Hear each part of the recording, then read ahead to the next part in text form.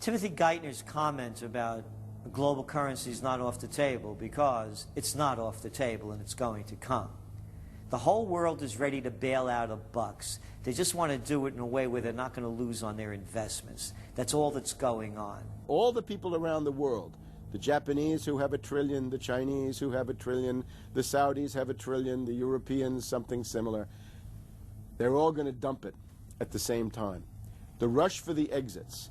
And that will then create hyperinflation. When America finishes supplying the manpower and the military for standardization of the world into the one system, and they want a secular world society with a hint of greening and Gaia worship for sustainability reasons, America, as they're finishing off this agenda, they'll be pulling the rug from underneath Americans at home at the same time towards the latter stages. When the dollar starts to slide, and this was always the nightmare of Paul Adolph Volcker, who is now sitting in the Obama White House, once the dollar starts to go, there's nothing to stop it. There's no useful way that you can stop it once it begins to gather momentum. So I think we're facing the probability of some form of dollar panic combined with hyperinflation sometime during the Obama presidency. They're now pulling the rug away from under the feet of the people. They're becoming rapidly a non-manufacturing country. Any country that can't manufacture its own goods, even for self-defense, therefore is no longer sovereign, independent, and able to sustain itself, which tells you that this is all part of the plan. It started with the very beginning when you established that there was a Federal Reserve System given the power of the state to create money out of nothing and to do so without any regard to the will of the people, without any regard to what's behind the money system. In other words, strictly political and economic motives for the bankers and the politicians. Once you granted that power to a group, the Federal Reserve System, the economic crisis was inevitable. This has happened before. Every time in history when the government was given the power, or a group of banks in conjunction with the government was given the power to expand the money supply at will, those economic systems always wound up in crisis and always collapsed. So there's no reason to believe that the United States was given some kind of a get-out-of-jail-free card, an exemption from the processes of history. So the economic crisis began at the very beginning, and as a matter of fact, when the founders of the Federal Reserve System met on Jekyll Island back in 1910 and were drafting the Federal Reserve Act, one of the things they discussed was how to pass on the inevitable losses to the taxpayers. They knew that inevitably something like this would happen, and they knew that there had to be some way to get out of it without destroying the banks, of course, because they were the banks. And they said, aha, we'll go into partnership with the government, we'll take our cartel agreement and pass it into law, call it the Federal Reserve Act, and we'll make the taxpayer come online and be responsible to bail us out if and when the failure finally comes. Who's going to soak up the derivatives? Who's going to soak up the debt? Who's going to be penalized? And right now, it looks like Wall Street's getting bailed out, and the little guy in the middle of Main Street America are all going to pay the penalty. Can the economy be turning around here? Are happy days here again? And can we actually have growth without jobs? Is this an oxymoron, jobless recovery? We're going into the greatest depression. There will be no job growth. Unemployment will continue to escalate. Along with it, so too will crime, poverty, kidnappings, boss nappings. And the more things spin out of control, the harder the hammer is going to come down by the federal government to keep everyone in control. Power is much, much more important to them than money is. Money is only a way to the means. Power is the end result.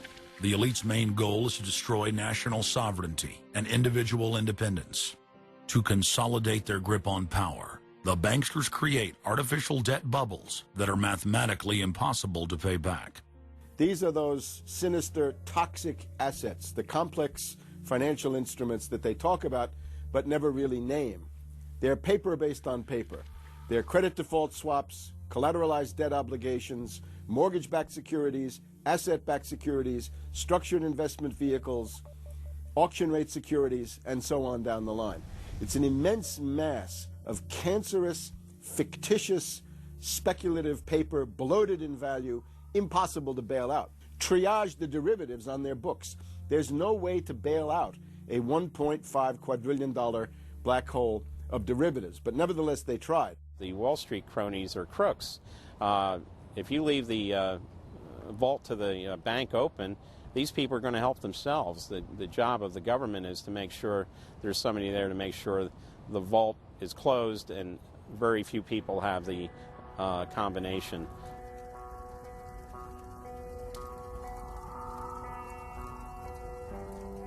I'm William K. Black, Associate Professor of Economics and Law at the University of Missouri at Kansas City. I was a senior regulator in a number of different positions during the heart of the savings and loan crisis. On a staff level, I led the re-regulation of the savings and loan industry. The purpose of regulation and effective criminal prosecution is to make sure that cheaters don't prosper, that honest manufacturers win in competition. The primary driver of the current crisis is accounting control fraud. These are frauds led by the CEOs of the major lending institutions and major banks and institutional buyers of toxic waste product. How did it start? It started with mortgages, particularly non-prime mortgages. In September of 2004, the FBI warned that there was an epidemic of mortgage fraud, their words, and that this epidemic of mortgage fraud would cause an economic crisis at least as large as the savings and loan debacle if it wasn't stopped. The FBI found that 80% of the mortgage fraud was being induced by the lenders, not by the borrowers. You know, much of the rage has been against the borrowers, but if you want rage, it should be at the CEOs who became fabulously wealthy by following a strategy based on fraud. The Wall Street people and their friends here at the Federal Reserve and at the U.S. Treasury and down the Washington Mall here at the U.S. Capitol. That's where the damage was done, and if people want to vent their anger, they need to vent it against these people. Between the Bush-Paulson administration and the Obama, Summers, Geithner, Volcker administration, there's really a total continuity of economic and financial policy. Geithner was on board at the Fed, the New York Fed, dealing with all these institutions. He didn't get it. And then we had this fellow who came up afterward, Mr. Friedman. He was on the Goldman Sachs board, and he didn't last too long as the Fed chairman. Why? Because he had a conflict of interest. Is it possible that there's so much conflict of interest here that all you folks don't even realize that you're helping people that you're associated with, and you should be recusing yourself for America's ethics? I behaved with the... you don't think you should have recused yourself when you asked Lehman to go in bankruptcy, you didn't put Bear Stearns in bankruptcy, and then you folded Merrill Lynch into... I mean, isn't there some point where you got to say, hey, I got a conflict of interest here? You don't feel any kind of scintilla of ethics on this thing at all? Totally. I operated very consistently within the ethic guidelines I had as Secretary of the Treasury, and when it became clear that we had some very significant issues with Goldman Sachs and with why didn't you recuse yourself with Morgan Stanley, what I did then, it would have been very wrong for me to recuse myself. What I did was I went and got a waiver from the ethics agreement, because when we had concerns... Who is in charge of the ethics agreement? What? Who's in charge of the ethics agreement that you got a waiver? We have a Office of Ethics at Treasury, and we have a White House Ethics Office. So you got it from the legal counsel from the White House? We got it from the Government Ethics Office. So we had Snow, we had Paulson, now we have Geithner. All these people cut from the same bowl of cloth.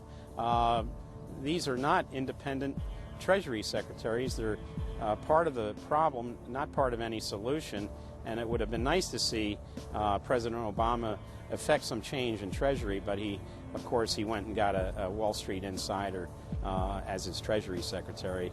Everything that's speculative, parasitical, cancerous, bloated from all these administrations, going back to Carter and even beyond, comes together in the Obama administration. With Volcker, with Summers, who's part of the economic crimes under Clinton, the guy who brought you derivatives and the abolition of the Glass-Steagall firewall. You could not have gotten a more perfect setup for a takeover from a previous government, the Bush regime, than the Obama regime.